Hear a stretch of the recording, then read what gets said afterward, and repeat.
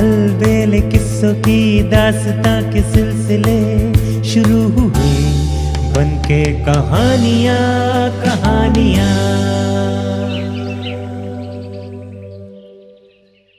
आइए सुनते हैं आज की कहानी मिट्टी खोदें। बहुत पहले की बात है। एक गांव में 4 मित्र थे। चारों भीषण गरीब, भीख मांगकर किसी तरह जीवन गुजारते। रोज चारों भीख मांगने निकल जाते। जो मिलता उसी से अपना और अपने परिवार का पेट पालते। बहुत कष्ट में उनका जीवन बीत रहा था। एक दिन चारों ने सोचा कि इस तरह घर घर भीख मांगकर कब तक जीवन चलेगा, क्यों न राजा के पास जाकर भीख मांगी जाए। राजा जो देंगे उससे निश्चय हमारे जीवन में कोई अभाव न रह जाएगा। लेकिन राजा के पास जाकर उनसे भद्रतापूर्वक ठीक ठीक बात करनी पड़ेगी। परंतु वे तो गंवार थे।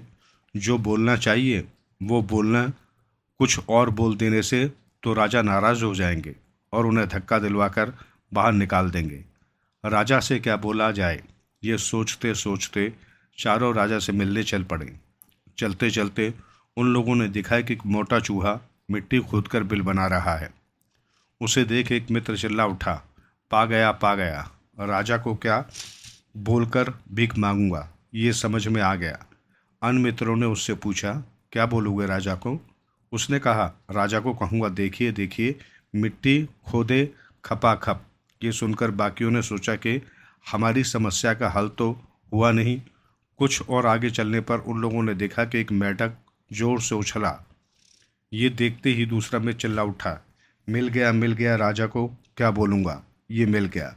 बाकी सभी ने पूछा, क्या बोलोगे? उसने कहा, बैठ गया धपाधप। 2 मित्रों की समस्या दूर हो गई थी। बाकी के दोनों मित्र चलते चलते ध्यानपूर्वक रास्ते के दोनों ओर देखते हुए जा रहे थे। अचानक उनकी नज़र एक सूअर पर पड़ी। वो कीचड़ में लोटपोट हो रहा था। ये देख एक मित्र उछल पड़ा, पा गया राजा को क्या बोलना है, ये पा गया। सभी ने उत्सुकता से पूछा, क्या बोलना है, हमें भी बताओ। उसने कहा, मैं कहूँगा, घसते रहो घसा घस, फिर तो पानी। तीनों मित्रों की समस्या सुलझ गई। चौथे को समझ में नहीं आ रहा था कि वो क्या बोलेगा। चलते चलते वे शहर में प्रवेश कर गए। सड़क के दोनों ओर घर थे और लोग रास्ते में आ जा रहे थे। एक आदमी बहुत तेज गति से शहर की ओर जा रहा था। उसे देखते ही चौथा मित्र बोल उठा, पा गया राजा को क्या बोलना है, पा गया। मैं कहूँगा, बड़ा रास्ता छोटी गली, जनता है, तुम क्या करना चाहते हो।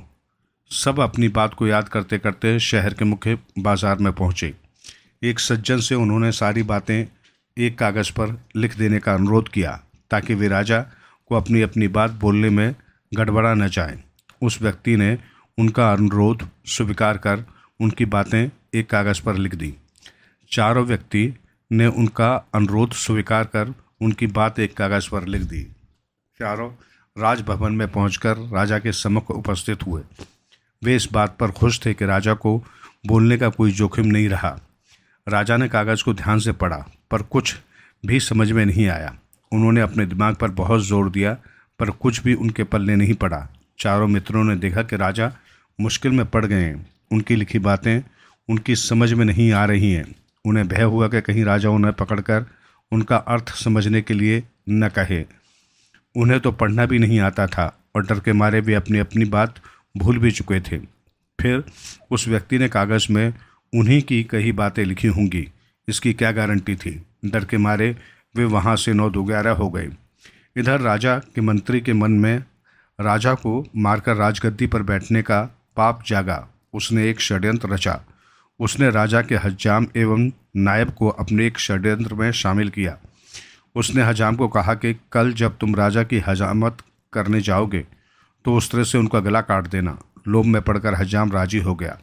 लेकिन राजमंत्री ने एक दूसरी योजना भी बना रखी थी। उसने सोचा कि यदि नाई अपने काम में सफल नहीं हुआ तो फिर उसका षड्यंत्र धरा का धरा रह जाएगा और नाई ने सारा भेद खोल दिया तो वो गिरफ्तार हो जाएगा।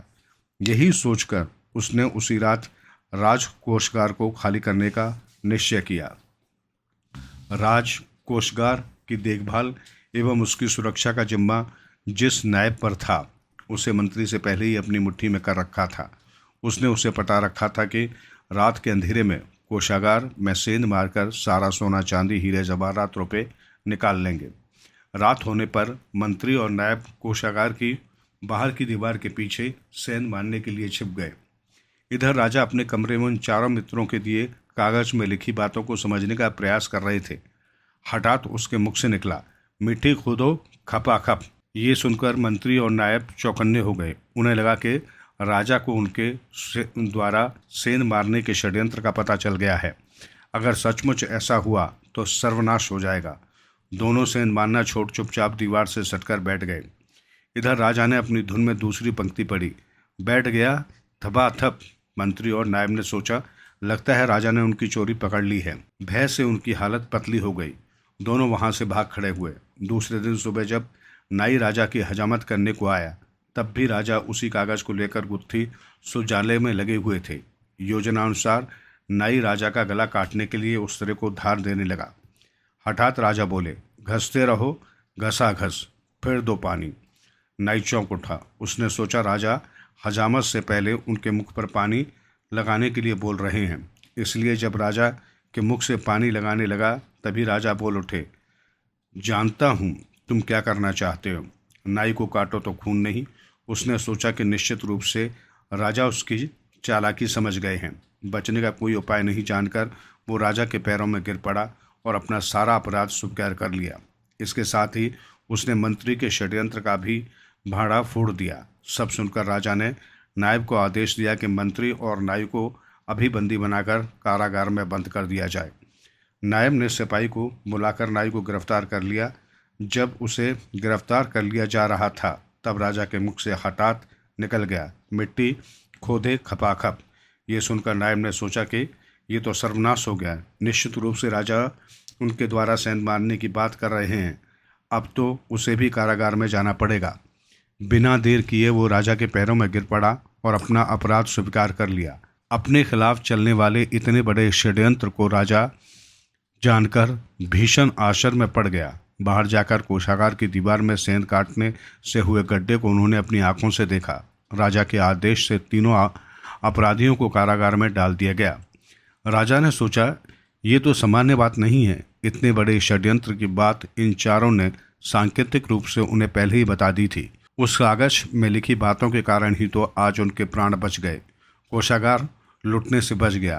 राजा ने उन चारों को ढूंढने के लिए चारों दिशाओं में अपने दूत भेजे ताकि उन्हें सम्मानित एवं पुरस्कृत कर सकें।